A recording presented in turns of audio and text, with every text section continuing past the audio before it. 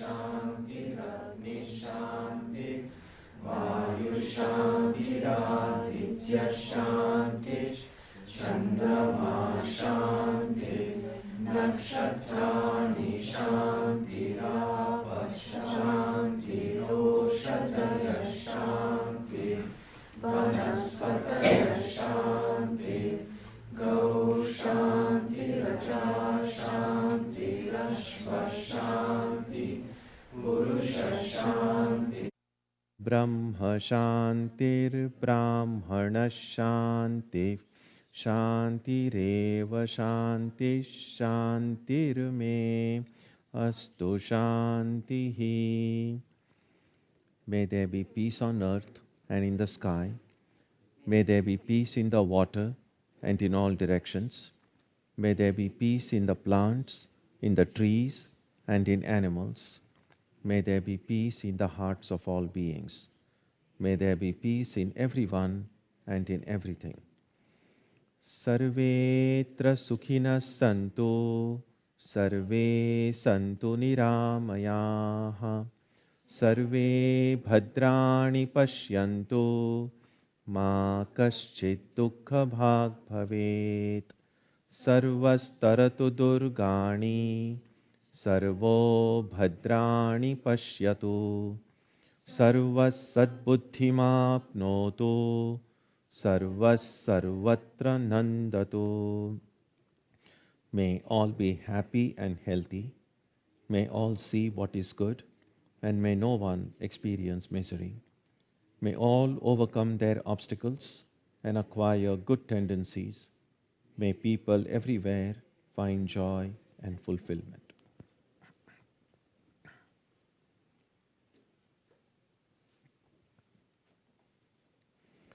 Let us now spend some time touching the center of peace and joy in our hearts. A good way to begin the practice is to withdraw the scattered energies of the mind and bring them to rest on one point.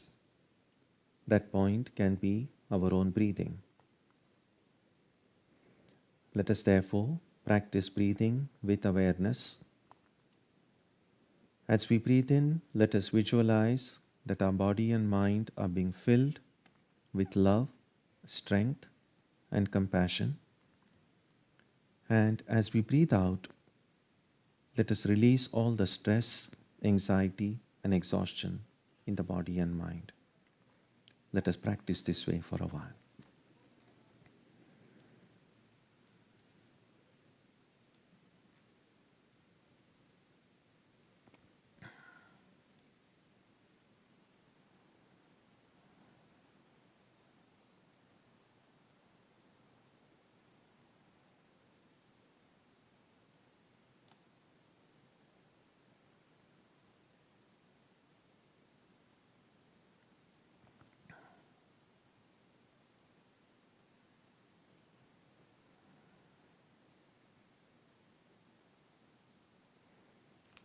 Let us now turn our attention to the region of our heart.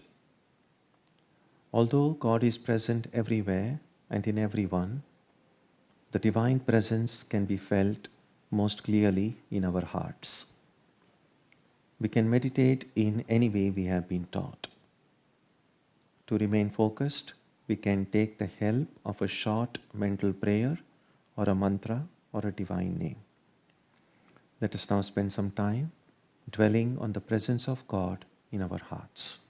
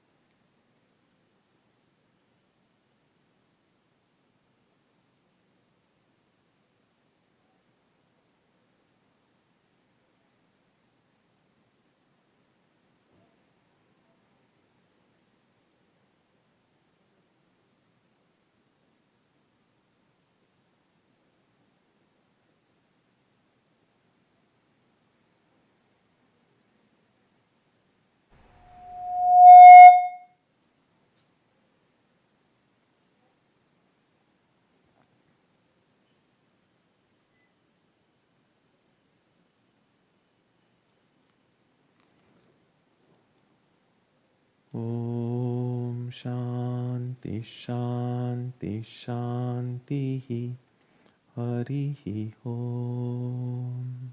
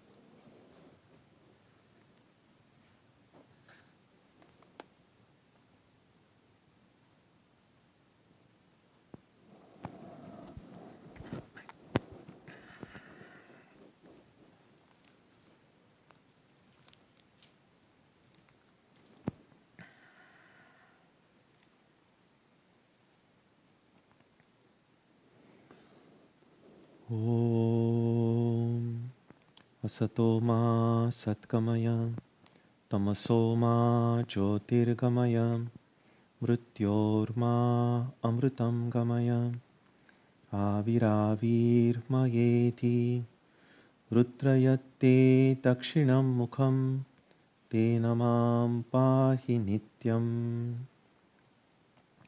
May the Divine lead us from the unreal to the real, from darkness to light, from death to immortality.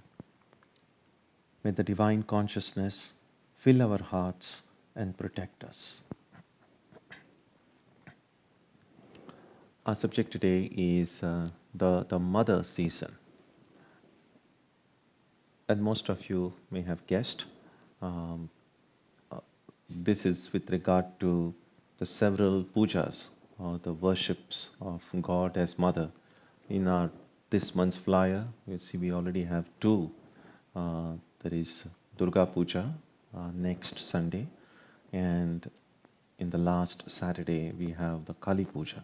These are just two of the forms in which God as Mother is worshipped in the Indian subcontinent and also now in many other parts of the world as well. But besides these two, God as Mother is worshipped in many other forms as well. In fact, beginning yesterday was what they call the Navaratri, the 9 days or 9 nights. And in southern parts of India, during these 9 days, 3 aspects of the Divine Mother are worshipped. The God as Saraswati, God as Kali, and God as Mahalakshmi. And then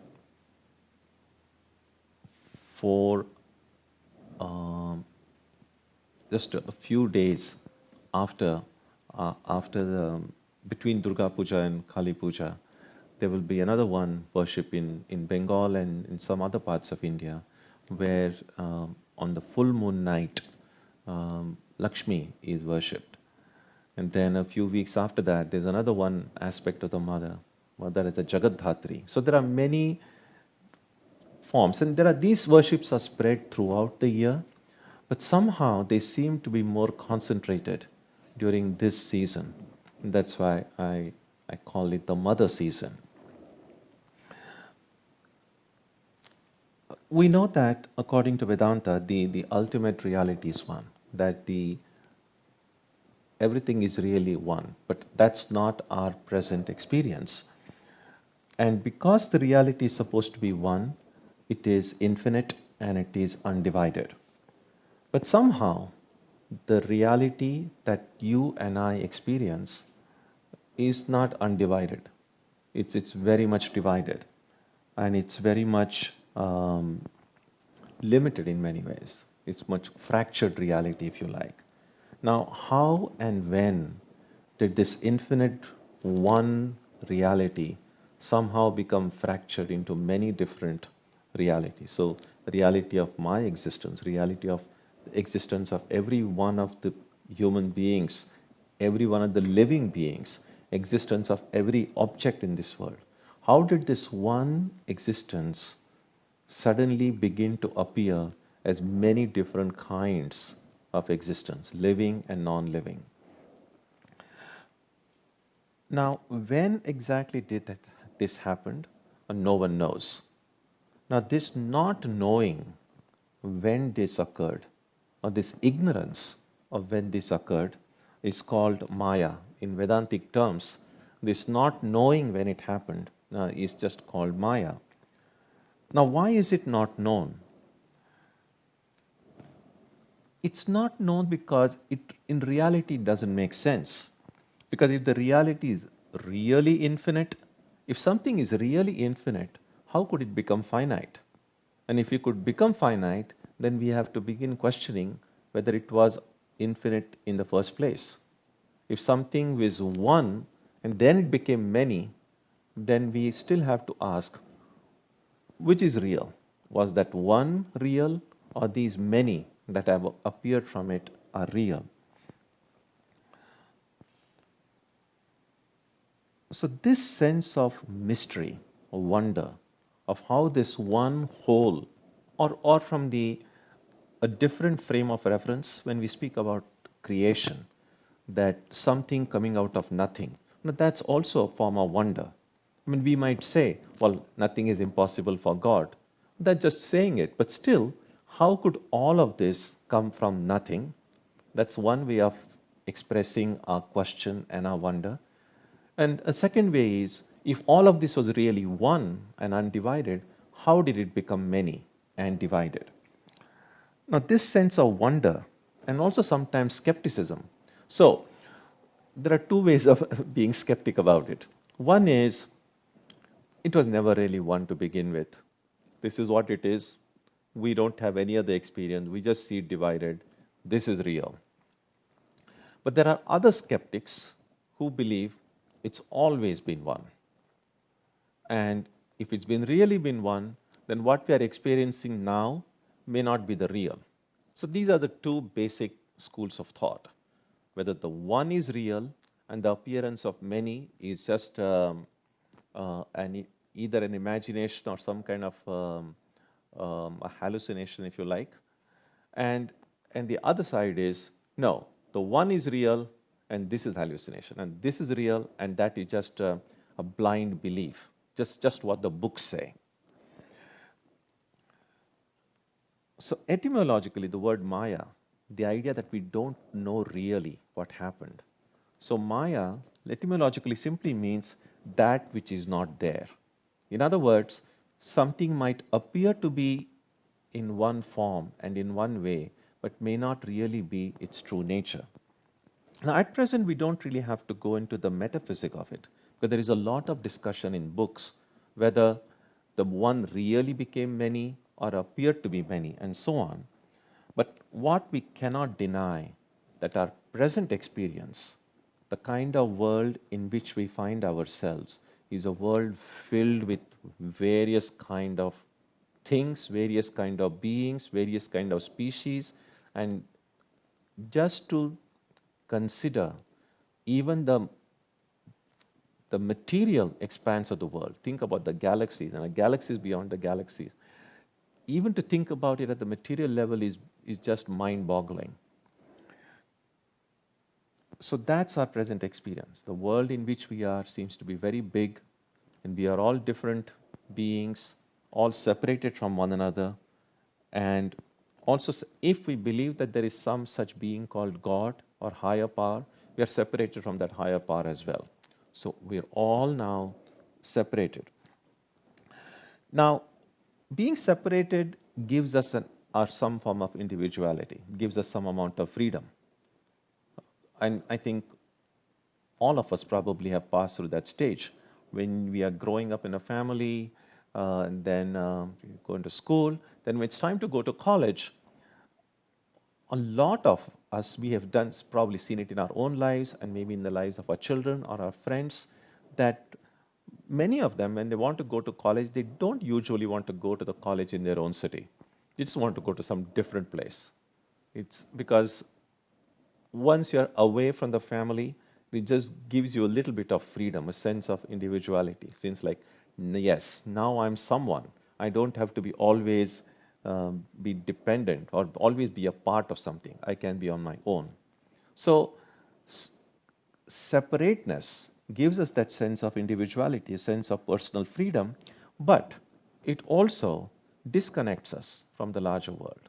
So even though you may be away from your family, you feel a sense of freedom, but you also feel the need to connect with the family in some way. Especially if you are a student, then you're not making money by yourself. So you at least are dependent on a family, at least to send you a check once a month to pay for your bills. So there is this sense of the joy of being separate, but also the need to connect. So what do we do? So when we feel our separateness from others, when we try to connect with others, and usually through forging of relationships. Now, some of the relationships that we have in life are purely biological. The connection with our parents, our children, our brothers and sisters. That's just a biological way. That's I think it was Voltaire who said, God gave me my relatives. Thank God I can at least choose my friends. So, many of our relatives, we really don't have too much choice. But then we forge new relationships. And new relationships can be forged through marriage, through friendship, through politics, through trade. And so, whether relationship that we have found ourselves in a natural course of events, or relationships that we have voluntarily chosen to forge, what we have now is a huge network. Every one of us is in the midst of a big network of relationships connecting us to the rest of the world.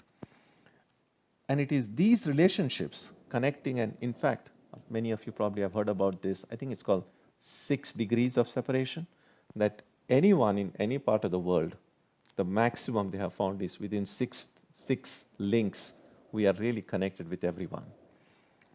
And so, more than the internet, really, it is these relationships which are the World Wide Web. Because normally we say www, we immediately think of some internet. But if you think about it in terms of relationships, we are already connected with the world through all these different kinds of relationships. And I often like to remember that old movie which had come several years ago, the Terminator. Um, and I think it was the sequel to that one. And then if you have seen it, you might remember that every time the Terminator is destroyed to pieces, miraculously all the pieces come together and it gets resurrected again. Now, forming relationships in life is a kind of resurrecting that one reality. So we have already become separate beings. Now, through these relationships, we somehow try to come together again. It's our effort of trying to go back to that oneness through connecting with one another. And so that is what spiritual seekers try to do too. Because just as we feel disconnected from one another, a devotee or a spiritual seeker feels a sense of disconnection from God. So, how do we then connect with God? Because we feel the need to create some kind of a connection with God. In fact, Swami Vivekananda defined religion as the eternal relation between the eternal soul and eternal God. So that's one very good way of looking at what religion is, irrespective of the specifics of different religions. Essentially, what many religions try to show is what kind of a relationship I, as an individual, have with that larger reality. Now, the Vaishnava tradition in India have done a deep study of the various kinds of relationships human beings have over centuries. All human beings have tried to think of God, tried to connect themselves with God, the different kind of relationships they have formed with God.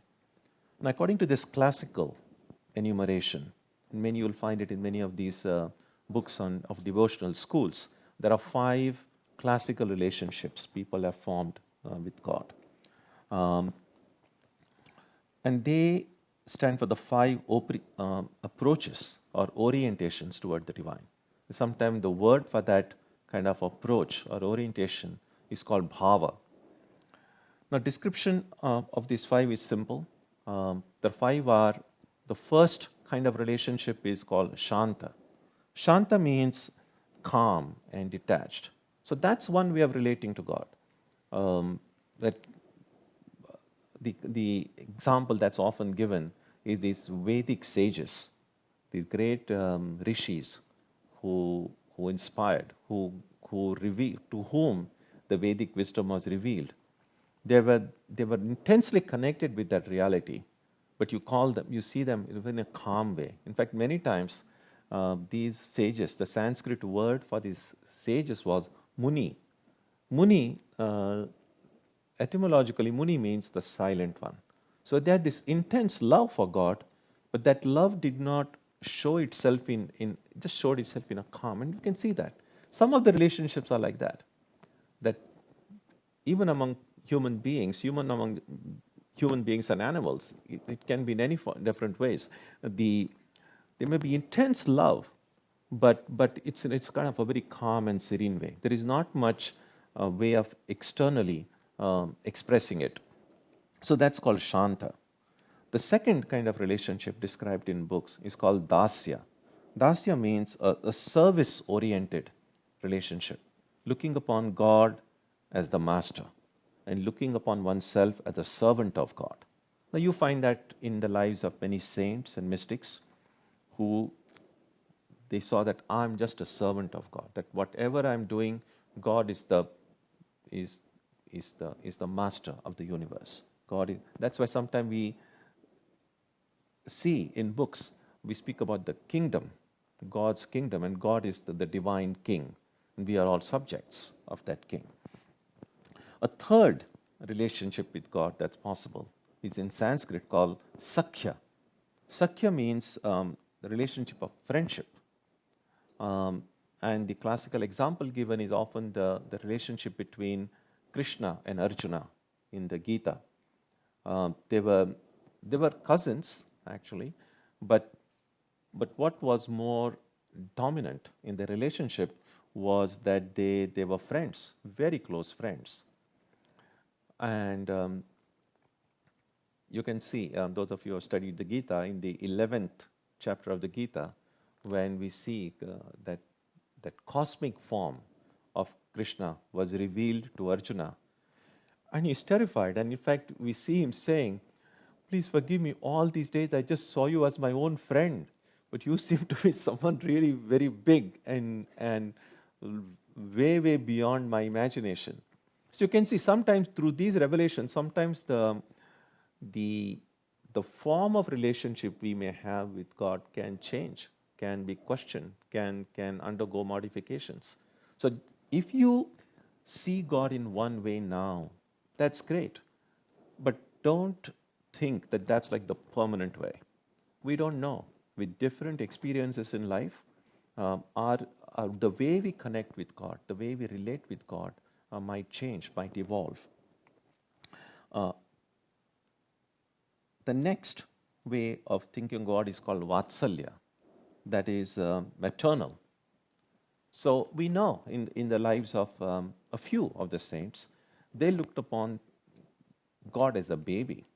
And so you see that there are people who worship Krishna as a child Krishna, or Rama as a child Rama. In fact, there are many temples and images dedicated to Krishna as a child. I studied in a Jesuit school back in India many years ago, and we had a chapel, a prayer space inside the school, and it was known as the Church of the Infant Jesus. I'm not sure whether it's very common, but on the altar was a baby Jesus. It was very adorable. So we can see that although it may not be like very much prevalent, but in different traditions, we see that seeing God as a child, and then the devotee becomes a mother or a father. So just as a parent, we love our children, it's possible to see God as our child. And then finally, Madhura, conjugal love, looking upon God as one's own beloved. And we see that in the life of, for instance, Radha and Krishna. So all of these different ways, it's possible to think of God, to approach God. And we see great saints, enlightened beings have emerged following one or the other of these classical relationships. Although it must be stressed that this is not the total, it's not like you've got to choose between these five. There is no other choice. These are just five classical ways it's been done. But every one of us has the freedom to think of God, to approach God, to relate with God in a way that comes naturally to us. In fact, it is said often that there is one kind of relationship which encompasses all of these five, and that is looking upon God as mother. if we look upon God as mother, then every one of us becomes a God's child. So Sri Ramakrishna called this way of seeing God as a Santana Bhava, looking upon oneself as a child of God. And in Ramakrishna's life, we see that that was his dominant connection with God, dominant way he related to God. He saw God as mother, he saw himself as a child of God. And on earlier occasions, we have seen how a mother mother can be a very calm, loving presence, like Shanta. A mother can be our friend. A mother can be our um, sometimes when we are very young, we almost treat our mother almost like a servant. Mom, get me this, get me that, and a mother does it. So we'll see that all of these different relationships that we can form, we find somehow reflected in one way or the other in a mother. So a mother is a more all encompassing ideal according to this way of thinking. Now, instances of mother worship are found in all faith traditions. But officially, the practice wasn't encouraged in some parts of the world after the patriarchal form of society came into being, to dominate the many societies the world over. In fact, a story is told in the early days of the space programs, when the Soviet Union still existed. So after the first cosmonauts had gone to the space, and when they came down, and there was a lot of these interviews being done, and because it was such a predominantly a communistic society, so one of the journalists, it is said, and this is only a story, there is no history, don't look for references anywhere. Uh, so one of the journalists kind of sarcastically asked the cosmonaut, "So, did you see God up there?" And he said, "Yes." And he said, "How did you find God?" And then this cosmonaut apparently said, "She is black." Now, what this showed was this. It was the story came about because the dominant idea that has occurred, especially in the Western world, that God is a male and he is white. And so this story was kind of just must have been became prevalent just to kind of break these stereotypes that have come. And so these questions have always been done. Is God a he or a she? Or something beyond them both? If God is there as a being, well, what is God's complexion? What language does God speak? What religion does God belong to? But if God is a being, you've got to ask all these questions. In the Indian subcontinent, we find, compared to the other parts of the world, the mother worship has been very vigorously pursued from very ancient times. And therefore, a very rich theology and mythology have evolved over time. Now, the idea of God as mother, the word that often gets used in Sanskrit is Shakti, power, may have emerged because we know that life forms originate when there is union between two, male and female, or because everything exists by virtue of its power or powers. And then in India, the idea of power, Shakti, often was seen as a feminine. Now, it's difficult to know exactly how human beings may have thought of God in the beginning or first. But it's quite possible that in the beginning we probably began by thinking of God as a huge power, because we just look around and see the immense power of nature. Even today, with all our boasted advances in science, nature can do in a matter of seconds what we may not be able to achieve. The nature is all the time even much, much more powerful than any of us can imagine. And therefore, it seems reasonable, or at least not unreasonable, to think that the very earliest way we might have thought of God was in form of an immense power. And that power got identified with mother. Clearly, for a baby, when a baby becomes a little bit aware of the world around, the most powerful person is the mother, not even father, because the babies has a much more closer contact with the mother in the initial few weeks and days after birth.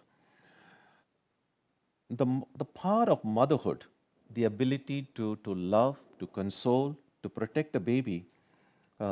Swami Vivekananda once gave this, said what a mother would do if a tiger were to attack a baby. And so these are Vivekananda's words. He said, suppose one of you mothers, a weak woman, sees a tiger in the street snatching your child. I know where you will be. You will face the tiger. Another time, a dog appears in the street and you will fly. But you jump at the mouth of the tiger and snatch your child away. Love knows no fear. It conquers all evil. We know that. Sometimes we may be very much afraid of things, but if the object of our love, someone we love, is in danger, we might surprise ourselves doing the kind of things that we would never imagine ourselves doing. So love is immensely powerful. And oftentimes it is said that the love of a mother for her child is among all human forms of love, is probably the most unselfish form of love, the love between a child and the mother. Now, the divine as a feminine found expressions in various philosophical schools. So it's not just in how people in general saw it, but even people who like to think of these matters in a more philosophical way. We found that God as mother found expression in many different denominations. For instance, in a philosophical school, in a Sankhya school, we have what's called Purusha and Prakriti.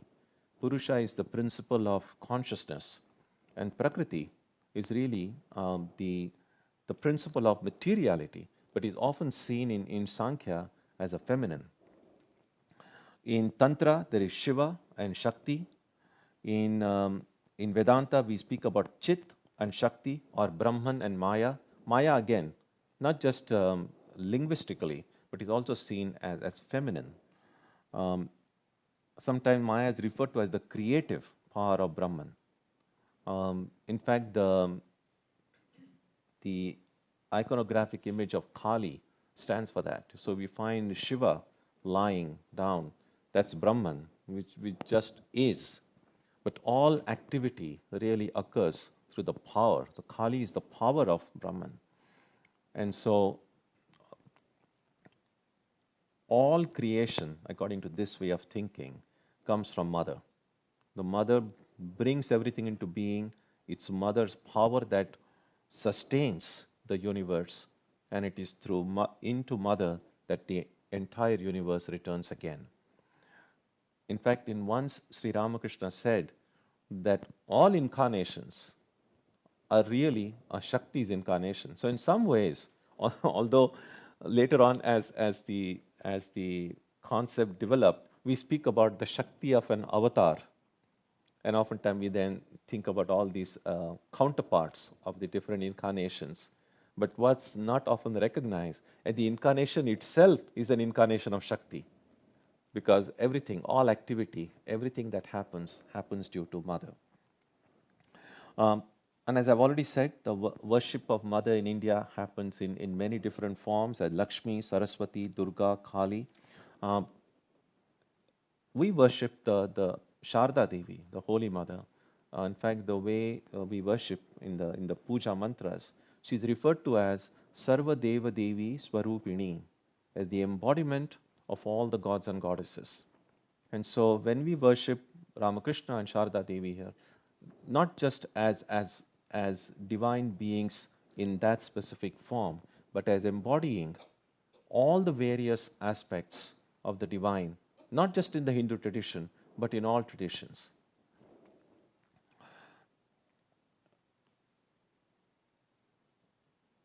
Now, why have these different forms of the divine? And as I said, each of these forms has its own theology, own mythology, very interesting stories, lots of different songs. It's amazing how much has evolved over the years.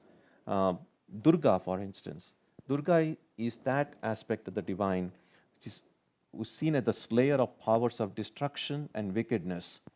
And you see that in the stories embodied in the form of Mahishasura and other demons. That little book we have called the Devi Mahatmyam. During these 9 days, many devotees the world over recite from that book. It's also called Chandi. Sometimes it's called Durga Saptashati. The same book, it's considered very auspicious, very empowering to read that book during these 9 days. So there you have these several demons whom God as mother, as Durga, and Kali and Saraswati, go and destroy those powers of evil. Lakshmi is seen as the giver of wealth, inner and outer. Most people, though, are just think of it as the outer wealth. What's not often recognized is because we read in the books Lakshmi as the giver of prosperity, as the giver of wealth. And it's okay to think of that, well, if I worship Lakshmi, I will be a very wealthy person, and we will be. Many people have found that. But what should also be remembered that just as there is external wealth measured by your bank balance or how much stock options you have, but there is such a thing as inner wealth. And inner wealth is really what sustains us as human beings, what makes us good human beings. So the quality of unselfishness, of love, friendship, of honesty, of truthfulness. Now it needs enormous power to hold on to these qualities and face life's challenges. And through Lakshmi, this inner wealth which will help us deal with life also comes. Then there is Saraswati, the giver of knowledge. Kali, the power that presides over all the forces in the world, protecting the good and destroying evil. There is another one form of the Divine Mother called Jagadhatri, the one who upholds and protects the world. Now, if God is Mother, and if that's the kind of ideal that somehow resonates with our own head and heart, then we can ask the question, how can I be a mother's child? Because if God is the mother, then we are God's children. And as children, we can ask for inheritance. That normally happens. So we inherit things from our parents. And if the mother is a mother who embodies all the power, we can ask ourselves, if I'm a mother's child, how can I inherit the power which mother has? How is that inheritance claimed? And the best way of claiming that inheritance is prayer. Now, prayer seems a kind of a very, very sacrosanct word, but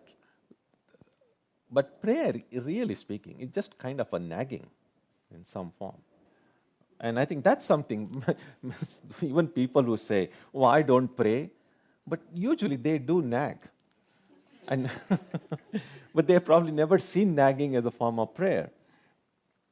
Now, what a devotee does is instead of nagging people around us, whether it's your parents or your teachers or your friends, we can nag this eternal parent, this eternal father, the eternal mother.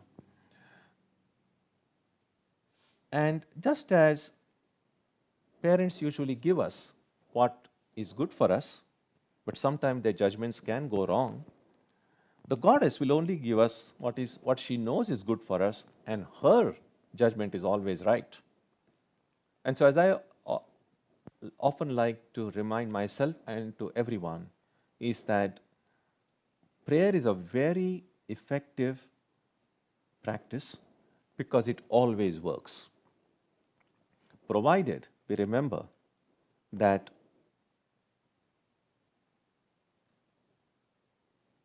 the answering of prayer can take any number of forms. Because when do we say my prayer is answered?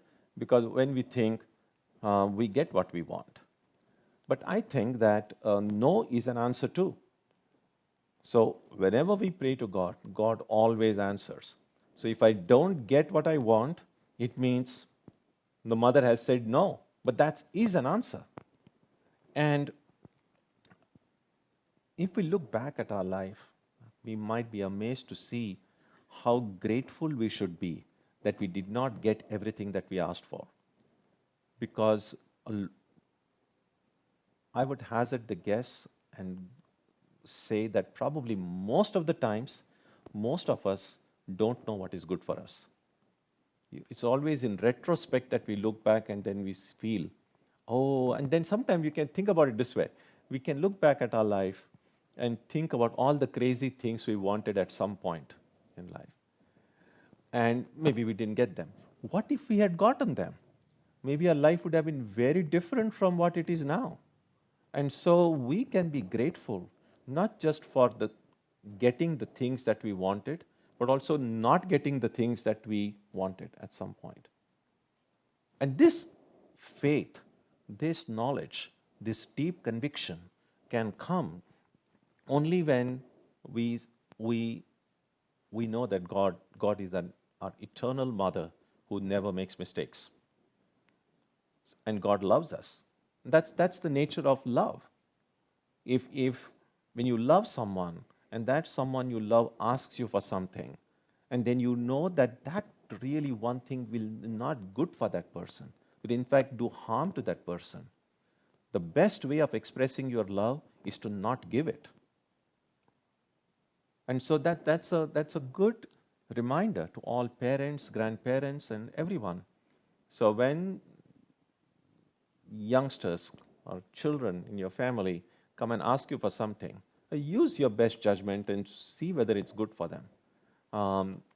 And if it's not good for them, find ways of not giving it to them.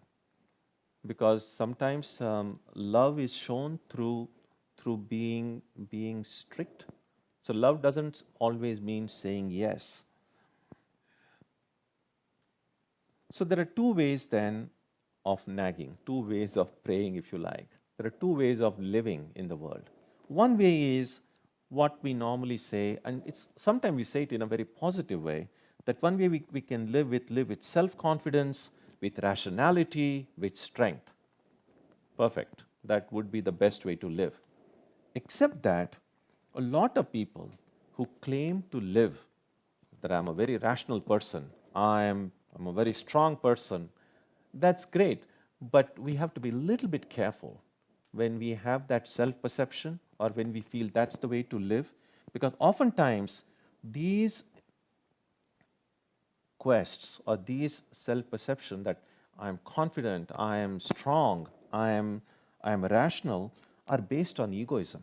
There's a strong egoism involved there. And it's because of this that sometimes may push people to scheme and to plan endlessly, to manipulate other people to their own advantage. That's why sometimes people say, I am smart. Smart, but being smart doesn't mean just manipulating other people. No, that's not how a child of the mother would live. And to disturb the existing order according to one's own whims. So being strong or being self-confident doesn't mean being manipulative. Doesn't mean that I can do what I want and just find a way to get to the top by manipulating other people, by cheating other people. That's not strength, that's not confidence. Because all of this way of thinking, sometimes we might think that we are very smart, but eventually, sooner or later, usually sooner, it all leads to worry, confusion, and suffering to oneself and to people around us. And so we have to be, well, it's great to be strong and rational. We have to see whether the source of my strength comes from my own ego or my source of my strength comes from a higher source. And that's what a devotee does. A child can feel strong provided the child remembers my strength comes from my divine mother. So The other way, therefore, of living in the world is to depend on the Divine Mother, to pray and to wait until we see the path clearly and move forward as circumstances unfold themselves. And that's the much more safer way to do. None of us can see into the future. None of us has, unless any of you do, we don't have a crystal glass to peep into and say what's going to happen. So, is the best way for devotees is to pray. Keep on praying. Whichever way you feel connected with that higher power, higher source, pray, wait.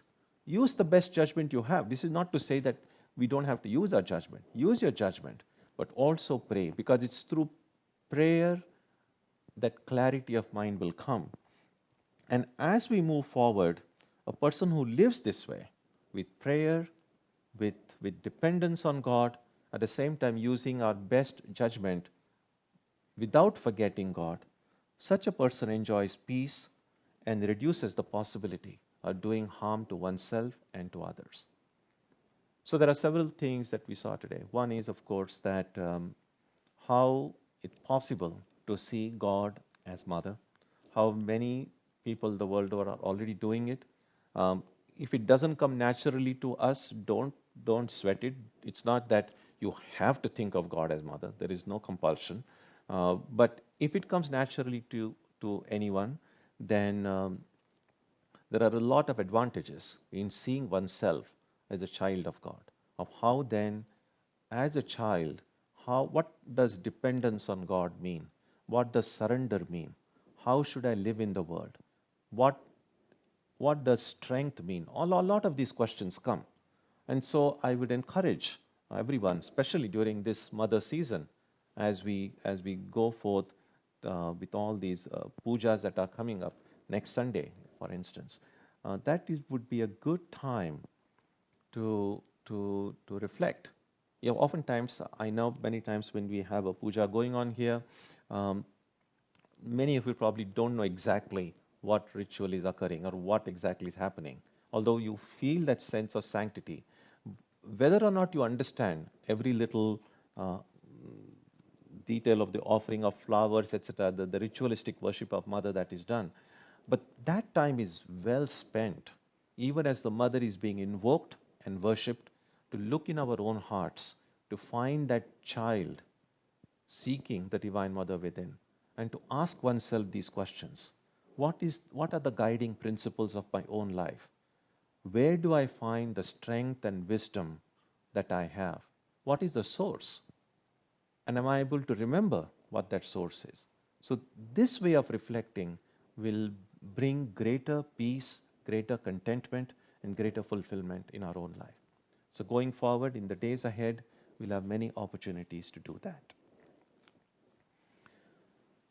Om Jananim Saratam Devim Ramakrishnam Jagadgurum Padapadme Tayo Shritva Pranamami Muhurmuhu.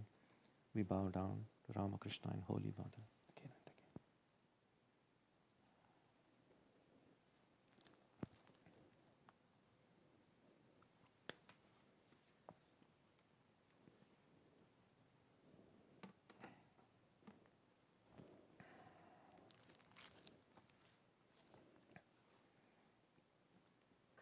As I said, next Sunday we'll have Durga Puja.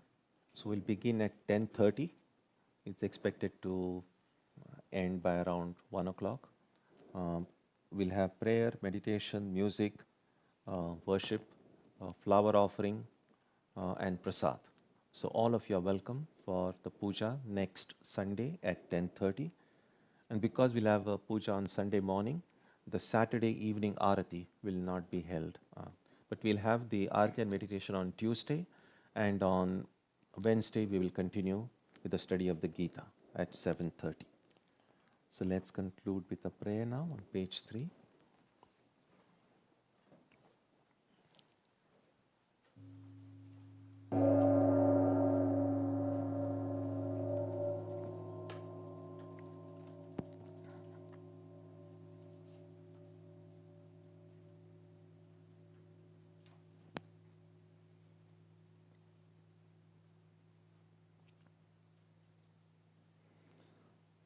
May